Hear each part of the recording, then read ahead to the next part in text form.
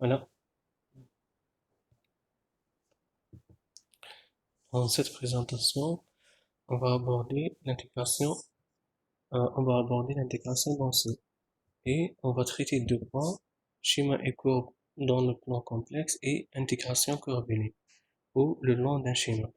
Donc, on commence par le premier point, schéma et courbe dans le plan complexe.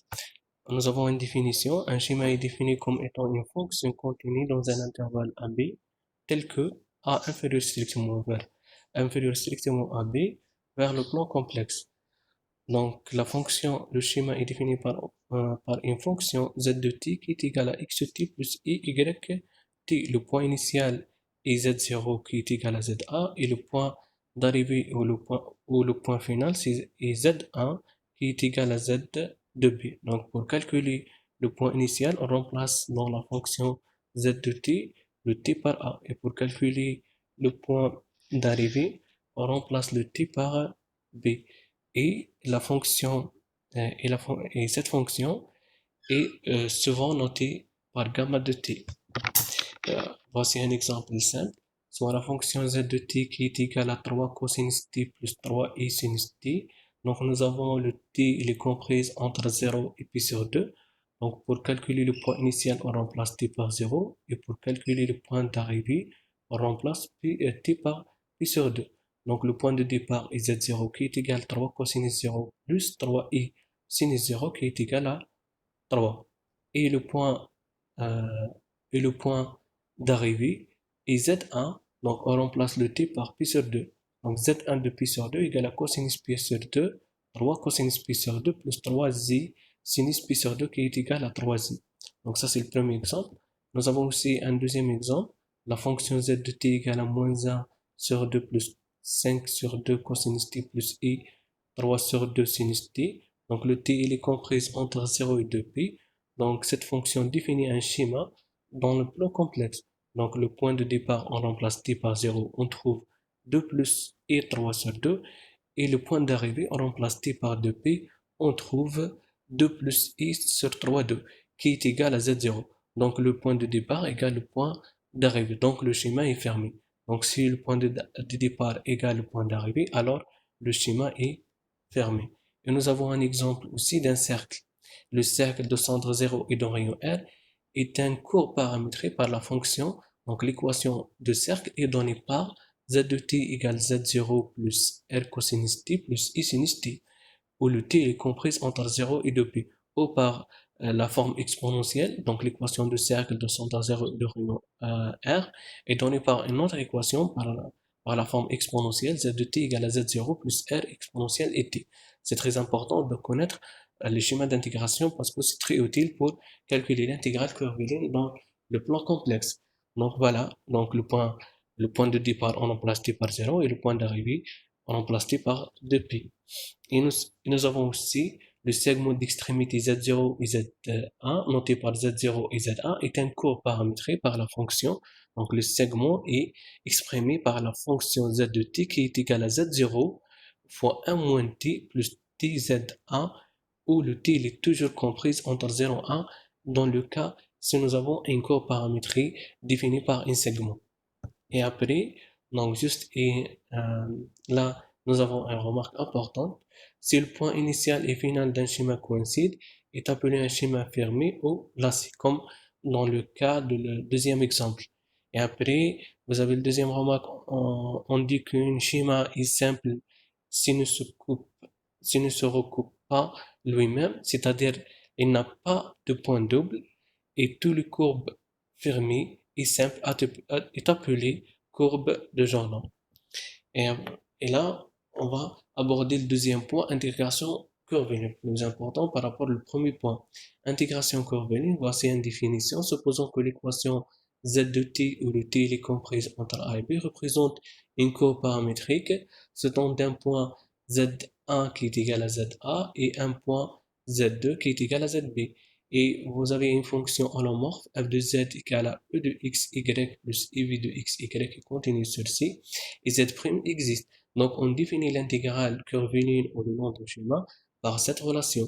Donc l'intégrale de f de z dz sur la courbe paramétrique c égale l'intégrale sur les bornes A et B, f de z de t, z' de t, dt. Donc là, c'est vraiment simple pour calculer l'intégrale de f de z dz sur la courbe paramétrique z de t. On calcule f de z de t en fonction de t et après, en multipliant la fonction par z' de t, c'est-à-dire on calcule la dérivée de l'équation de la courbe paramétrique par rapport à t, dt. Donc là vous avez l'intégrale par rapport à z, et là vous avez l'intégrale par rapport à t, mais sur les bornes a et b. Là vous avez l'intégrale par rapport à z, mais sur la courbe paramétrique c. Et après, donc là vous avez un intégral. Donc l'intégrale peut être exprimée sous forme suivante. Là, il suffit de remplacer la partie réelle et la partie imaginaire et après exprimer les variables x et y en fonction de x et t. Je vais donner un exemple simple ici. Donc, soit si l'arc de z de t tel que z de t, donc la courbe paramétrique, est définie par z de t qui est égal à 2 exponentielle et t, où le t est compris entre 0 et 3 pi sur 2. Donc, les bornes d'intégrale par rapport à t sont 0 et 3 pi sur 2. Donc, on calcule l'intégrale de la fonction z au carré dz. Donc, on a dz égale à z' de t dt. Donc, on calcule la dérivée de cette fonction qui donne 2i exponentielle et t dt. Alors, l'intégrale de la fonction z au carré dz sur la courbe paramétrique c égale l'intégrale de f de z d'après la formule qui a été donnée dans la définition précédente est égale f de z de t z' de t sur l'intervalle AB. Donc là, il suffit de remplacer dans la fonction il suffit de remplacer dans la fonction f le z par 2 exponentielle et donc ça donne 2 exponentielle et le t au carré fois z' de t, c'est 2i exponentielle et dt. Et après, simplifier les calculs, on fait le produit, on trouve l'intégrale entre les bornes 0, 3 pi sur 2, 2, 8i exponentielle 3 et t dt. Et après, on trouve l'intégrale, donc on trouve la fonction primitive 8 sur 3 exponentielle 3z t sur les bornes 0, 3 pi sur 2, 3 pi sur 2, on trouve à la fin 8 sur 3 moins 8 sur 3z. Donc ça c'est le premier exemple.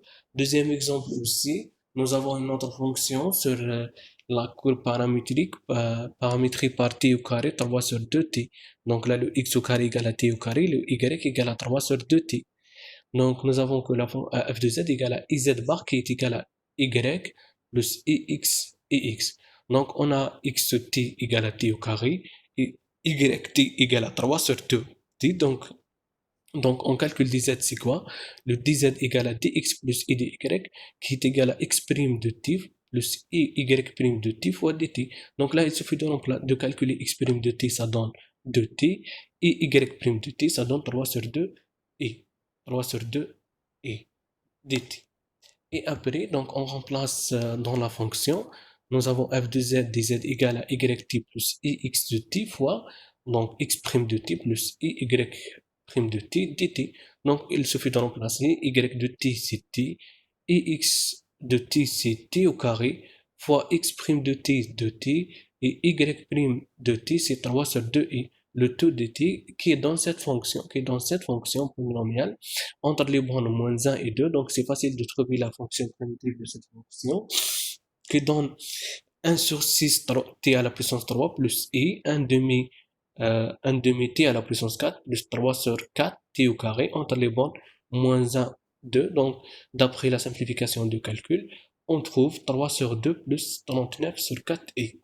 Donc ça, c'est le deuxième exemple. Donc vous avez une proposition, soit si une courbe dans le bloc complexe, on note par moins c la courbe orientée dans son sens inverse. On suppose que c égale C1 union C2 avec les points finaux de la courbe C1 coïncident avec le point initial de la courbe C2. Si f et g sont intégrables le long de C, alors donc l'intégrale de f plus g dz sur la courbe C égale l'intégrale de f sur la courbe C dz et plus l'intégrale de g sur la courbe C.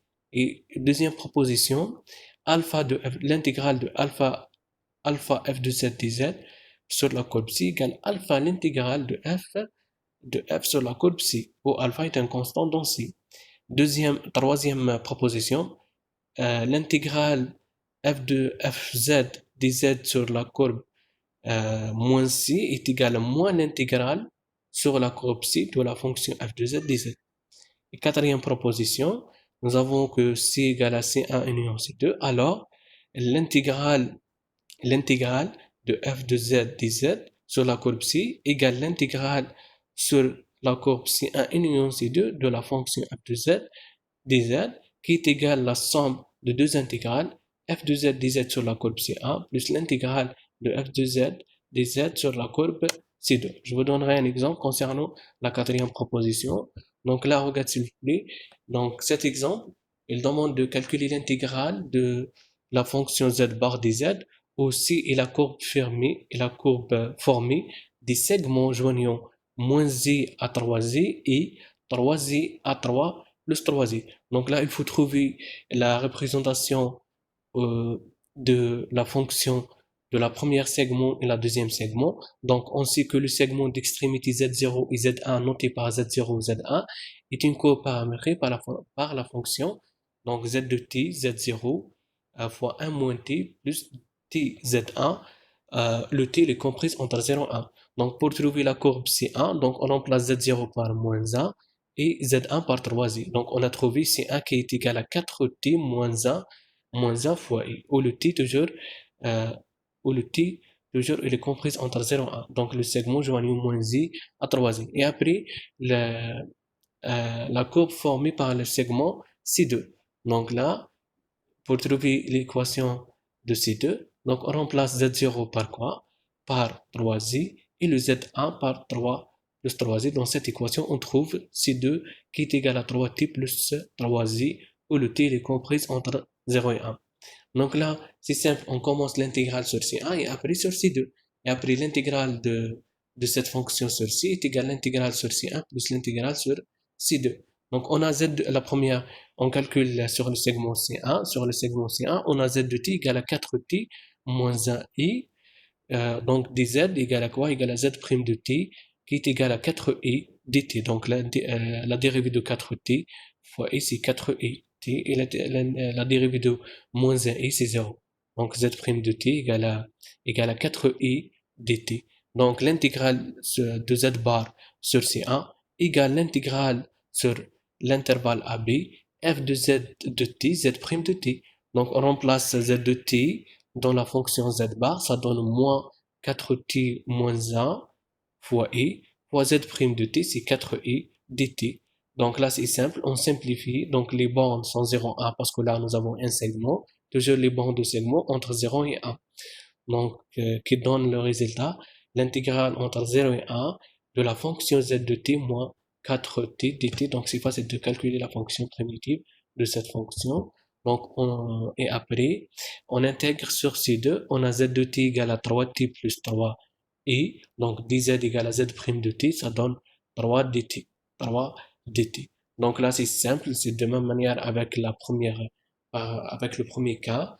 Donc, l'intégrale sur C2 de z bar égale f de z de tz' de t. Donc, f de z de t, on remplace dans la fonction. Donc, ça donne 3t moins 3z. Parce que la z bar, donc on remplace on remplace z par 3t moins 3z. Donc, z bar de t égale à 3t moins 3z. C'est celle-là. Fois z' de t, c'est 3 dt. 3 dt. C'est clair.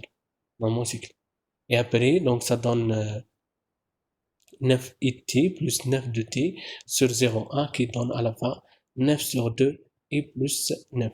Donc le résultat d'après la quatrième proposition, donc l'intégrale de z bar sur c est égale à l'intégrale de z bar sur c1 plus l'intégrale de z bar sur c2 qui donne à la fin le résultat final c'est 13 plus 2 sur 9 et donc ça c'est les deux points que nous avons traités, le schéma et courbe et l'intégrale curviligne. Donc pour calculer l'intégrale curviligne, il faut connaître le schéma d'intégration. Sinon, c'est impossible de calculer l'intégrale curviligne.